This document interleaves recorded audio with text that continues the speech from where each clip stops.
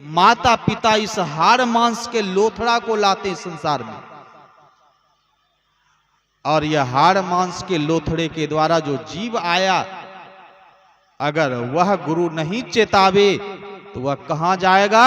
तो 84 का चक्कर लगाएगा, कीड़े मकोड़े पशु पक्षी आदि की जोनी में भ्रमण करेगा, अनेकों दुख को सहेगा। लेकिन गुरुदेव क्या करते हैं? उसका दोबारा जन्म, उसे द्विज बनाते हैं। द्विज का मतलब क्या होता है? द्विज का अर्थ होता है ब्राह्मण। तो ब्राह्मण कहते किसको है? तो ब्रह्म जनाति ब्रह्मणे, जो ब्रह्म को जानता है वही ब्राह्मण है। लेकिन द्विज का अर्थ ब्राह्मण ही नहीं बल्कि दोबारा जन्म भी होता है। दोबारा जन्म क्या है?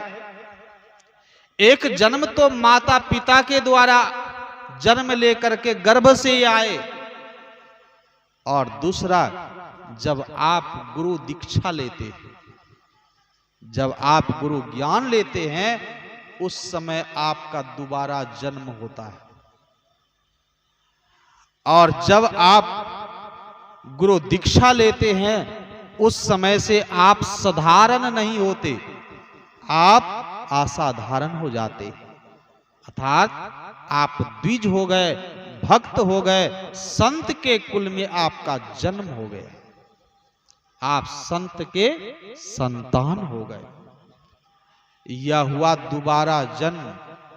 आप लोग कितने भजन में सुने होंगे कि पुत्र का जन्म हो गया लेकिन मां पिता का जन्म, सुने हैं ऐसा भजन की नहीं? मतलब माता पिता दीक्षा लिए ही नहीं और पुत्र को समझ आ गई और वह क्या कर लिए? दीक्षा ले ली, उसका दोबारा जन्म हो गया, लेकिन माता पिता ज्यों के त्यों पड़े, इसलिए उनका जन्म नहीं हुआ। एक कीड़े भी मां के द्वारा आते हैं, एक पशु पक्षी भी मां के द्वारा आते हैं, लेकिन उसके जीवन में भजन करने का ज्ञान नहीं होता, उनके जीवन में क्षमता योग्यता नहीं है, एकमात्र मनुष्य के जीवन में। इसीलिए द्विज कहें ब्राह्मण कहें, स्वपच मुनि जाति के ब्राह्मण थे नहीं, जाति के डोम थे वह, लेकिन ब्राह्मण हुए। राजसी युग में यज्ञ में अनेकों ब्राह्मण भोज खाए और उनके हाथ धोने से एक नदी बह गई। सोचिए कितना ब्राह्मण खाए होंगे, लेकिन घंटा नहीं बजी थी। और वही एक स्वपच मुनि के भोजन करने से घंटा टनाटन बज गई। अब ब्राह्मण कौन? अब स्वयं विचार कीजिए। इसलिए जाति से नहीं, गुण से ब्राह्मण क्षत्रिय वैश्य शूद्र होते। इसलिए यह मातृ ऋण पितृ ऋण से ऊंचा श्रेष्ठ होता है गुरु ऋण। जो गुरुदेव क्या करते हैं? मातृ पितृ संसार में ला करके मोह माया में फंसाते हैं, लेकिन गुरुदेव क्या करते हैं? आपको दोबारा जन्म अर्थात द्विज बना करके, भक्त बना करके, और इस जन्म मरण के चक्र से ही आपको छुड़ा देते हैं। और तीसरा, आप वेदवाणी में सुनते हैं जगत प्रसव करता ईश्वर। प्रसव का मतलब क्या होता है? जन्म देने वाला। इसलिए हम लोग प्रार्थना गाते हैं, त्वमेव माता चो पिता त्वमेव, त्वमेव बंधु चो सखा त्वमेव, त्वमेव विद्या द्रविणं त्वमेव, त्वमेव सर्वम मम देव देव। ईश्वर को हम माता भी मानते हैं, ईश्वर को हम पिता भी मानते हैं। क्यों? तुम्ही हो माता पिता, तुम्ही हो बंधु सखा, तुम्ही हो साथी, तुम्ही सहारे, गाते ना भजन में। सब कुछ है प्रभु, आप ही हो। यहां कोई अपना नहीं है, सब आप हो, सिर्फ कहने भर। लेकिन ऐसा माता पिता उन्हें भी तो कह रहे हैं। कैसे? अब स्वयं विचार कीजिए। जिस माता पिता ने आपको इस संसार में लाया, आप तो कह दिए मेरे माता पिता हैं, लेकिन जब आप मां के गर्भ में थे, वहां हवा पहुंचाने वाला कौन था? कहा गया क्षिति जल पावक गगन समीरा पंच रचित यह अधम शरीरा। 5 तत्वों से यह शरीर का निर्माण हुआ है। ये 5 तत्वों को वहां पहुंचाने वाला कौन था? और जब आप बाहर आए, क्या आपके माता ने यह 5 तत्व का निर्माण करके रखा है क्या? नहीं। यह 5 तत्व का निर्माण करने वाला है कौन? वही ईश्वर है। ये सत्ता ईश्वर की है। ये प्रकृति, ये संपूर्ण जो आप संसार में यहां अन्न फल दूध दही आदि आदि अनेकों चीज जो आप भोजन के रूप में ग्रहण करते हैं, ये सूर्य चंद्र, ये तारे आदि आदि नवग्रह, ये सब जितने भी हैं, ये सब का निर्माण करने वाला कौन है? कौन ऐसी शक्ति है जिसने इसे पैदा किया?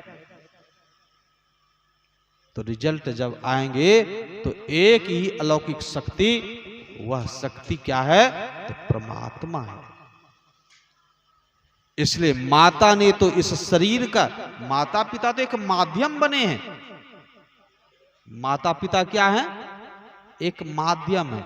जैसे लड़के लड़की की शादी होती है तो अगुआ क्या बनता है? माध्यम बनता है। ना लड़की का माता पिता है वह, और ना ही लड़का का, लेकिन माध्यम बन करके दोनों को मिला देता है। उसी तरह से ये माता पिता जो संसार में हैं, ये माता पिता माध्यम बन करके यहां पर आपको क्या किए? लाए। लेकिन असली माता पिता तो ईश्वर हैं। अगर वह हवा को रोक दे तो क्या होगा? यहां आपका कौन पूछे, आपके माता पिता का भी हाल बेहाल हो जाएगा। कोई संसार में रह सकेगा? नहीं। इसलिए वह सर्वनियंता जो ईश्वर है, परमात्मा है, गॉड है, वही सतपुरुष, वही परमात्मा जो है, वह सबके क्या है? माता पिता हैं। इसलिए हमारे गुरुदेव कहते हैं, जीवो परम पिता निज चिन्नो कहते संतन हितकारी। सारे संत कहते हैं कि वह माता पिता परमात्मा है, ईश्वर हैं, गॉड हैं, मालिक हैं। इसलिए हम ऐसे माता पिता का सम्मान करें। इसलिए ये माता पिता कहते क्या है? बेटा कमाओ, पढ़ा लिखा करके कहते अब योग्य बना दिए, अब जाओ नौकरी चाकरी करो। नहीं मिलता है नौकरी चाकरी तो दिल्ली पंजाब जाओ, कमाओ और क्या करो? खड़खड़िया भेजो। लेकिन उस पिता ने कभी कहा है कि बेटा मैंने तुम्हें इतना सब कुछ दिया है, मुझे कुछ दो? कभी कहने आए हैं क्या? कभी नहीं। लेकिन हमारा आपका धर्म क्या कहता है? हमारा आपका फर्ज क्या कहता है कि जिसकी इतनी बड़ी कृपा है, हम क्या करें? कुछ उन्हें देने योग्य हम नहीं हैं, सारी पदार्थ तो उनकी ही है, उन्हें हम क्या दे सकते हैं? लेकिन हाँ, अपने भाव रूपी फूल से हम उस परमात्मा को याद तो कर सकते हैं, उनका नाम सुमरन जप तो कर सकते हैं, और उनके लिए हम ध्यान भजन सत्संग तो कर सकते हैं। इतना तो कर सकते हैं कि नहीं? यही कार्य करने के लिए यहां पर हम सबों का आगमन हुआ है, लेकिन इसे समझने के लिए तैयार नहीं है लोग। इसलिए वह मातृ पितृ ऋण को जो जीवन में उतार लेगा, यहाँ के माता पिता कभी चाहते मेरा बेटा साधु सन्यासी बने, भगवान का भजन करे? नहीं चाहेंगे।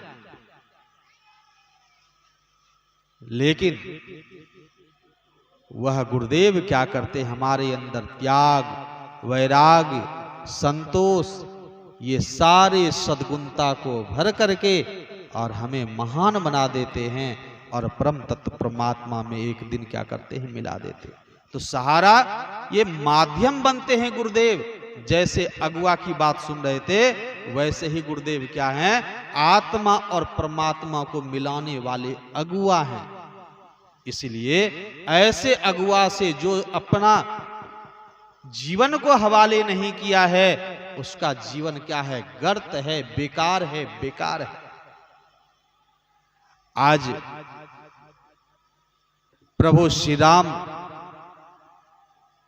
और जो संवाद सुन रहे थे जटायु जी महाराज का, जब प्रभु श्री राम से मुलाकात हुई, भूमि पर गिरे हुए राम राम शब्द का उच्चारण कर रहे थे, नाम जपत जी है जागही जोगी, कहा गया दुख में सुमरन सब करे, सुख में करे ना कोई। लेकिन आप देखेंगे कितना दुख में भी भगवान का नाम नहीं लेते, ऐसा देखे हैं, प्रायः देखते होंगे। शरीर में पीड़ा है, कष्ट है, पड़े हुए हैं, मुख में गाली है, बेटा पर, पोता पर, पोती पर, झनपट करेंगे, लेकिन भगवान का नाम उनके मुख से नहीं निकलेगा। लेकिन जटायु जी के मुख से उस अवस्था में राम का नाम निकल रहा है, ये साधारण बातें नहीं है। मरने के समय में कितने लोग मांस खाने के लिए खोजते, बीड़ी पीने के लिए खोजते हैं, गलत सलत खान पान की चीजें खोजते हैं, लेकिन मुख से राम का नाम नहीं आता। लेकिन जटायु जी की ऐसी दशा, एक पंख कट गई है, रुधिर बहुत सारे बह निकले हैं शरीर से, अब सिर्फ प्राण संचार हो रही है, बस इतना ही मात्र। कब ना जाने प्राण पखेड़ उड़ जाएंगे। और ऐसी अवस्था में भी राम का उच्चारण हो रहा है, बेसुध पड़े हैं, लेकिन फिर भी मुख से राम का उच्चारण हो रहा है। ये साधारण बातें नहीं है, वह एक जन्म की बात नहीं है। अर्थात जटायु जी महाराज पूर्व से ही प्रभु के नाम सुमिरन जप करने में वह समर्थ थे, इसलिए नाम जप हो रही है। क्यों कहा, देहावसान समय चित्ते यद द्विभावेत तत्देव भवेत् जीवः इत्येव जन्म कारणम, कि जब जीव इस शरीर का त्याग करने लगता है, उस समय अगर मन में जो जो ख्याल लाता है, मर करके वही जीवन में वह चला जाता है, जोनी में चला जाता है। लेकिन आप विचार करेंगे कि सबके मुख में राम का नाम क्यों नहीं आता। अगर सबके मुख में आ जाता मरने के समय में, तो अब तो वो सब तर ही जाते। लेकिन यही तो चीज नहीं होता है। क्यों? इसका परिणाम आपके दिनचर्या पर निर्भर करता है। जो सारा जीवन पाप वृत्तियों में अपने आप को रत रखा हो, गलत कर्मों में अपने आप को रखा हो, जो बुरे कर्मों में अपने आप को संलग्न रखा हो, और वह व्यक्ति कहे बुढ़ापा में भगवान का भजन करेंगे, भजन बन जाएगा। सारा बचपन गंवाया, सारी जवानी गंवाई, और अब चौथे पन आए हैं, इस अवस्था में सोचते हैं भगवान का भजन। और कितने बूढ़े तो सोचते भी नहीं हैं।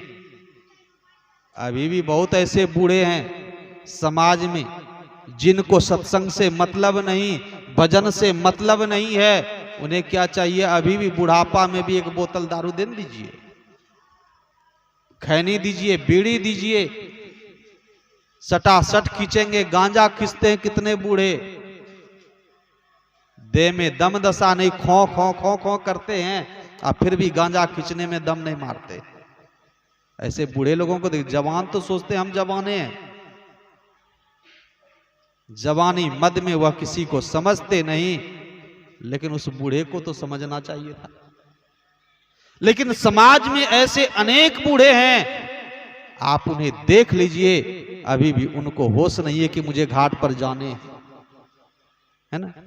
अभी भी उनको ख्याल नहीं है कि हमारा घर घाट की तरफ भी है, एक दिन वहां भी जाना है। उसे यह चिंता नहीं है उस बुढ़े को। बड़ा विचित्र स्थिति है। इसलिए चौथे पन में भजन क्या करेंगे? लक्ष्मीपति जी महाराज कहते हैं, चौथा बिगड़ी वृद्धापन में कफ पित बात भरी, और लक्ष्मीपति पछतात सेज पर, अब हम कहा करी भजन बिन चारों पन बिगड़ी। चौथा पन में जो सोचते हैं भजन होगा, यह संभव नहीं है। इसलिए उस चौथे अवस्था में भी क्या होता है, तो साहिब स्वामी जी महाराज रिजल्ट देते हैं कि वृद्धापन में धन अरु जन के, तृष्णा छुए छे आसमान हो, और उम्र बिहान बिले हो राम। और माया घिरती है, और मोह बढ़ता है, और लालच बढ़ती है। इसलिए तृष्णा और जोर शोर से बढ़ता है उसके जीवन में, भजन नहीं होता।